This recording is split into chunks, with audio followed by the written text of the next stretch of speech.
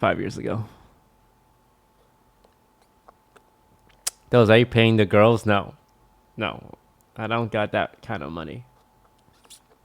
Yesterday I announced the DSG GC team.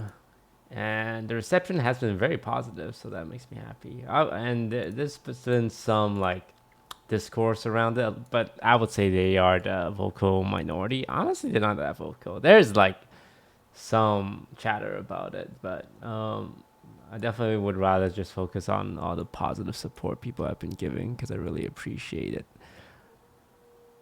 That's very kind of them. Hang on.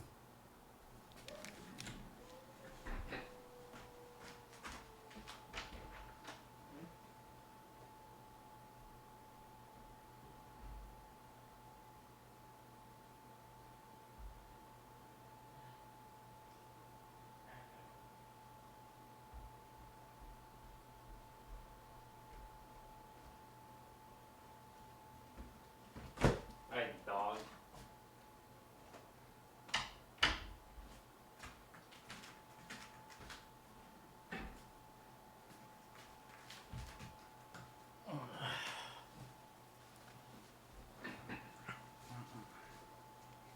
Chill.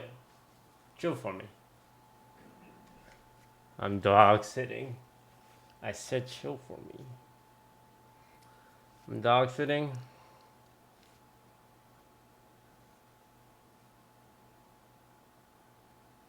Hello, Tupperware. That's my IGL. Hey.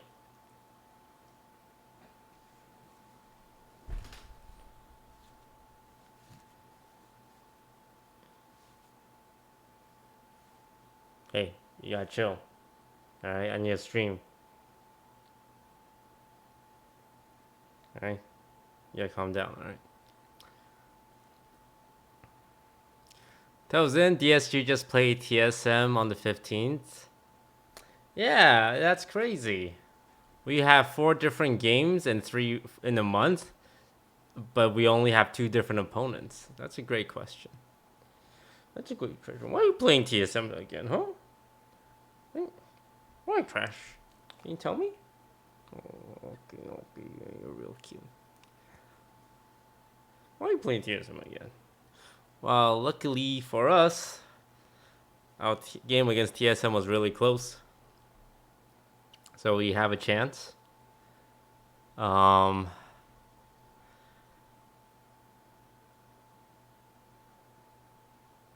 the last time we played TSM, our sub have only been playing with us for a couple of days.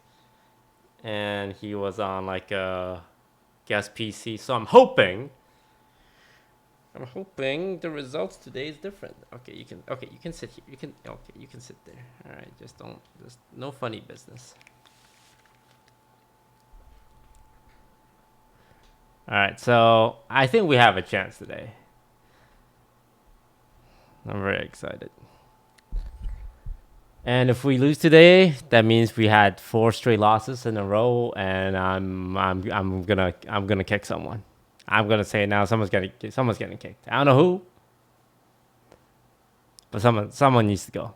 Someone needs to be the scapegoat for everything. Someone needs to be the scapegoat.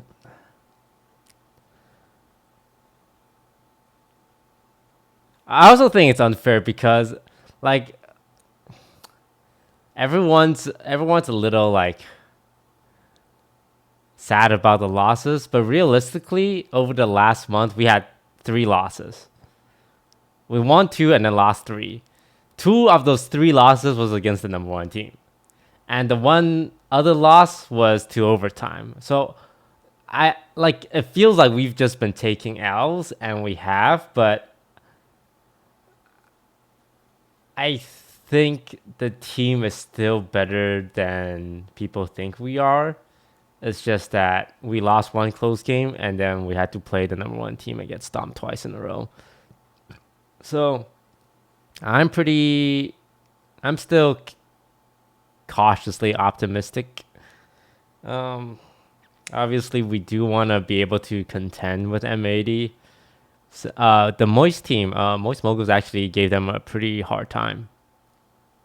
Um, and if Moist can do it, we can do it. Not that Moist is bad or anything, but it's more like I think when we go into the M80 matches thinking they're untouchable, it's kind of a self-fulfilling prophecy. Um, Also, OXG took a map off the guard as well, and what made it really close. And we rode that exact same OXG roster at open qualifiers, right?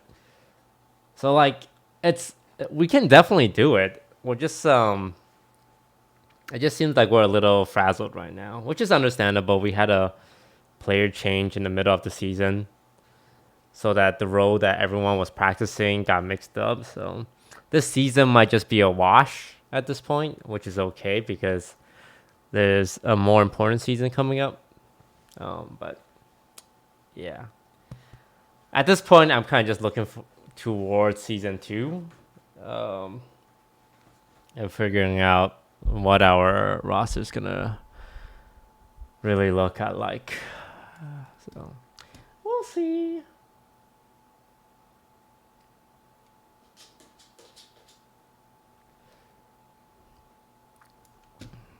Split 2, yeah, Split 2. Split 2. Yesterday we announced our GC roster. I'm still very pleased about my golden check mark. I know it seems something like superficial to be proud about, but I love that golden check mark. That's a nice golden check mark.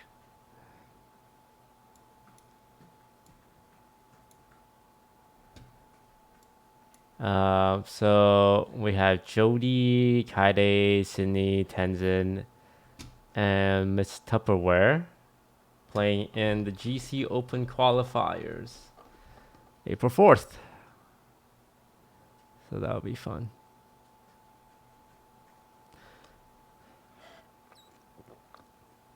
Obviously, there was some backlash about it, but I don't think it's too big of a deal. I'm still keeping my eye open on the GC scene. Trying to figure. I actually approached a team from Thailand and was interested in signing them for Game Changers because I wanted to explore like the Asian market. Because I feel like with my DCG men's team, I kind of have like the NA market a little bit. So I was looking into the Thai market. And like, there's a lot of conversations going on, right? And I don't make any of it public. I know I tweeted like a month ago, I'm looking for a GC player. And I announced this team, and people think, oh, was it all just like a publicity stunt? Did you actually have any intention? And yes, this team does not replace like a team of players who want to make pro play their living, Because realistically, Jody, Kaide, and Sydney cannot dedicate time to practice for 8 hours a day while balancing a streaming life and a content creation life, right? But maybe like after this, Tenzin or Tupperware definitely might. I mean, maybe she'll stay pro. Maybe she'll be more interested in content creation. Same with Tenzin. Like, does she want to actually give pro a try? Because Tenzin, I feel like, is good enough. And she has played in GC tournaments before and have done well. So this is definitely more of a temporary thing because I couldn't realistically get a full team of serious players in under a month, like 3 weeks, right? I think I would just feel bad if I baited any players into joining and be like, I got nothing planned really. And yeah. So I just hope it's a positive experience for everyone. And I know one criticism is that I'm taking away spots from other GC players, and I just want to say to that the tournament is an open qualifier. There's no spots. Anyone can sign up. You don't have to sign up for this tournament through an org or through like DSG. You can literally just sign up. It's an open qualifier. You could get 4 buddies and sign up to the next one. They won't stop you. Anyone can do it. So I just don't really understand the people who are upset about me taking a spot from someone else. It's an open tournament. And also if they're talking about like the DSG team, it's also my spot. It's my company. I can't do whatever I want. There's no, you can't guilt trip me into putting you on my team. I don't understand. And also, final thing, the spot is still like actively being looked into. Like Quarter Jade is not gonna spend her next 2 years practicing every day, right? If I am getting into like GC2 or GC3 or GC next year, like you're not competing with Quarter Jade for that spot, you know? I like it was either a temporary fun meme clout team or no team. This is not meant to replace an like a team of players who just want to compete, right? So hopefully that clears things up. Again, it's an open qualifier tournament. Originally they had 32 teams, and I asked, was it first come first serve, and they're like, yeah, it's first come first serve. By the third, the sign up is open for 5 days. On the third day, there were still spots available. Because I was super nervous. I'm like, oh my god, did I not make it? Am I still okay? Is there still spots? I asked on the third day. They're like, yeah, no, we still got room, bro. And I filled it out. And on the fourth day, it filled up. And then they started like a wait list of a few teams. And they're like, hey, Riot, can we get 60 more slots? And then Riot granted those spots. And then the other problems happen where it's like, oh, we actually don't have 48 teams. So like we need to get more teams to sign up now, so that we can like reach the 48 team cap and have like more inclusion. And that's what ended up happening. So there was a lot of spots available for the entire event. Nothing was taken away from anyone. So I don't know. I'm trying to be understanding, but it just seems very odd to me that there was even any problems with this. And regarding like me not signing anyone who like everyone who responded to the tweet for the men's team, I probably DM'd exchange messages with like 30 pro players, and I think only one of them ended up on the team. The other 29, it's like no big deal. Like my conversation with those guys went way further, and at the very end, it's like, sorry, Ocean's just gonna like figure things out now. And nobody had a problem with that, right? They all understood it's like that's how teams work. Sometimes you get on team, sometimes you get a trial, sometimes you don't make it through. So yeah, it was definitely a different experience. I thought this one would go easier, but I actually feel like this one's way more stressful. Mainly because I'm also the team manager. I'm literally in the Discord with like 20-year-old like girls, and they're like signing up for their team, and I'm this like 30-year-old man signing up for my team. Like, okay, so what's the process like? What kind of forms should I fill out? Because most of these teams are just like 5 like friends playing together. And I'm in Discord asking questions like, okay, if I sign up on this day, will this be okay? What about streaming rules? How are the scrims going to be streamed? Isn't that against the rules? Don't you need consent? Yes. That's why we ask for consent. That's another thing where it's like, hey, DSG's breaking rules. They're streaming scrims. It's like, that's not a rule. There's no rule book on scrims, right? I mean, besides showing up on time and don't leak what you don't have permission to leak. And it's like it was like every time like Lydia Tupperware is responsible for like finding scrims, and she always tells them it's like, hey, this is gonna be this is gonna be streamed, right? And apparently a lot of teams are like, yeah, we know, that's why we want to scrim you guys. We want some eyeballs on our team.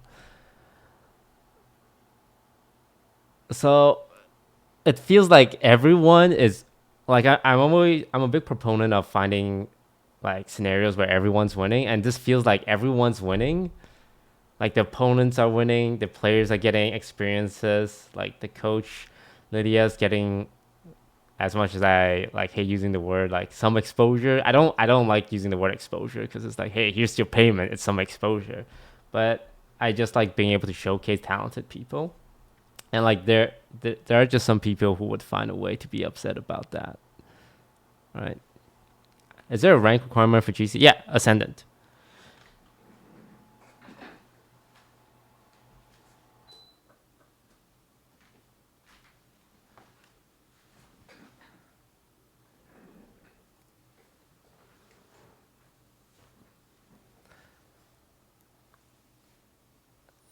Yeah, it's like it's I like win-win-win-win situations. Right? And right now it feels like that, but the online like discourse has added stress to some of like the players on the team because they feel like pressure. It's like, oh, are we not supposed to be here? Are we not welcome here? And I feel really bad about that, right? And it's also pressure on Tupperware as well because it's like she's actually from the space. So I think that's the only thing that's been a little stressful for me. Hello, Ken Pecky. Thank you for teaching my GC IGL yesterday. Now, if you could just throw today for me, that'd be really helpful. Look, Kenpecky, you throw the game, and maybe we got a spot for you on DSG next split. Maybe.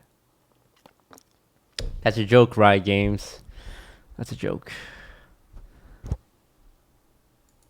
I'm hoping Ken Pecky doesn't show up today. I'm hoping Can't Pecky shows up today.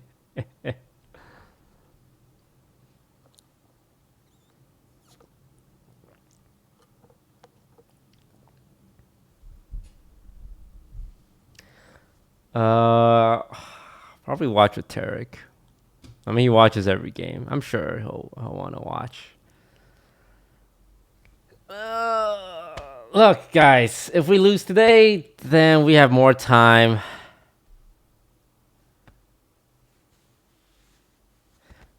Toast, the criticism was not talking about GC spot, but a spot that could be salaried going to streamers. But no one's getting salaried on this team either. There's no money. There's no money. There's no money. Whose salary? Not my salary. I'm down $500,000 this year. Who's paying that?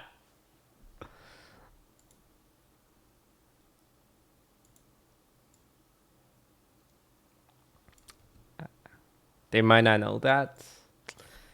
See, again, like I can understand that thinking if I didn't outright say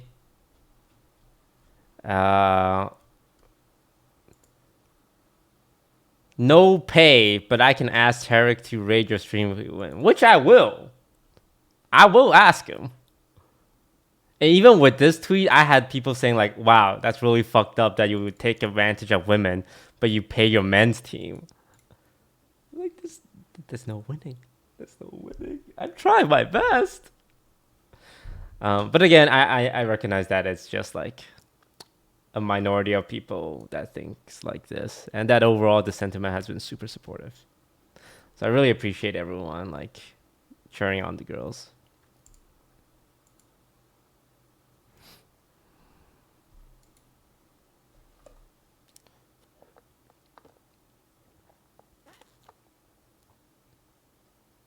Yeah. I'm this is for the record. DSG is not like a real esports org yet. It's we have made $0, and 100% of the money has literally come from my personal bank account. Um, there's no investors' money. There's no other income. We're not shilling anything. Man, you changed the header. Exalt. I think Exalt is such a great entertainer, and I have no doubt he'll still continue to be successful. And who knows? Maybe down the road we'll meet again. But one thing I'm getting used to is the idea of like you can't get attached to your players too much, unfortunately. Um, because every time like Ocean, like he's not planning to like make any big changes, but like sometimes I would have conversation with him like, oh, what happens if this happens and what happens if this happens? Well, he's like, well, if that happens, then we might have to like replace this person with that person. I'm like, no, you can't do that. You can't give away one of my kids, right? But that's what esports is, right? So I think esports is interesting in that players change extremely often compared to traditional sports. Like in traditional sports, like players still move around. But for example, LeBron James was with the Cleveland Cavaliers for what 6 years, and then Miami for 3 years, and then Cavaliers for 3 years, and then Lakers for like 4 years, right? Like when they change teams, it's usually in like 4 or 5 years interval, especially if they're the star player. But in esports, I think only Faker really comes to mind as someone who has stayed with a team for a long time, right? Like Tens is on Sentinels for the last how long? 2 years. Before that, he was Cloud9. Bjergsen, yeah, Bjergsen's a big one. He was with TSM for so long. But notice how 80% of chat is saying Bjergsen. It's because there's not a lot of options, right? Like everyone knows the big names because there's like you can count like maybe 5 or 6 of them. Kobe Bryant, Lakers, Michael Jordan, Bulls, DeMar DeRozan, Raptors, Tim Duncan, Tony, what's his name? Tony Sopranos? No, not Tony Soprano. It's Tony Parker. There you go. And I'm just naming basketball. But when it comes to esports, it's like you got your Bjergsens, you got your Faker. Definitely much rarer in esports. Um, so I don't know. I don't know. One bad BO3 and team change. Yeah, I mean, the lock-in event wasn't even like considered. It's not like the World Championship, right? It was literally one tournament, one BO1 tournament to kick off the season, and Cloud9 kicked half their team, right?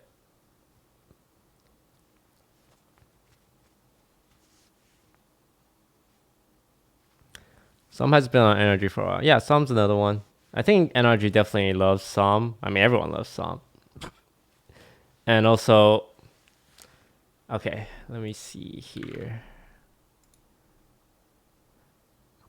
I think there's a big reason why Som is like in all the big NRG content.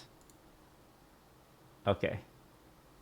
This might sound fucked, but this is 100% of NRG's YouTube content. And this is 99% of NRG's YouTube content. That's a joke. That's a joke. Artist is pretty funny.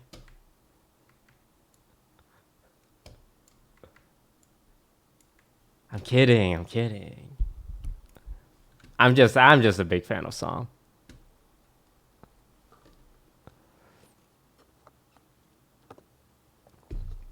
And he's also just really good at the game too. Like I think Psalm is one of the best examples of the most balanced Valorant player slash content creator. He's on a pro team. He's good at it. He's got a good stream, and he's got a good YouTube channel. Like he's the Thanos Infinity Gauntlet of like an ideal Valorant content creator.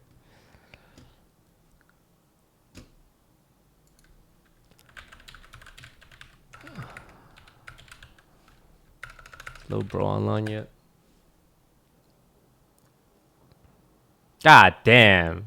His last title is You're Late. I'm late. We know that, Tarek. You've been late to every fucking stream. I had to call him to wake up for like the Sentinel versus Fnatic game.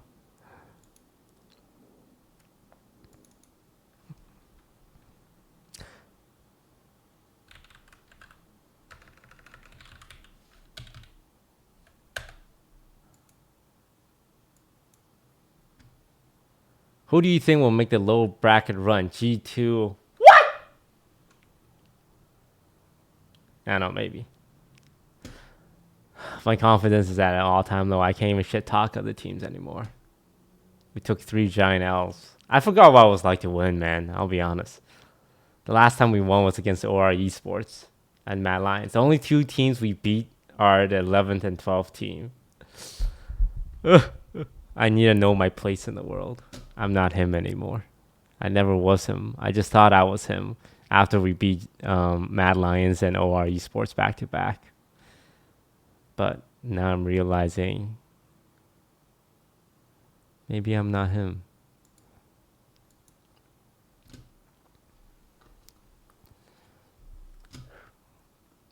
Needs to bounce back with a good performance here. I think beating FaZe definitely get that kind of the motivation behind you that you can still hang with the best and and kind of replicate that early season form that we saw from him. So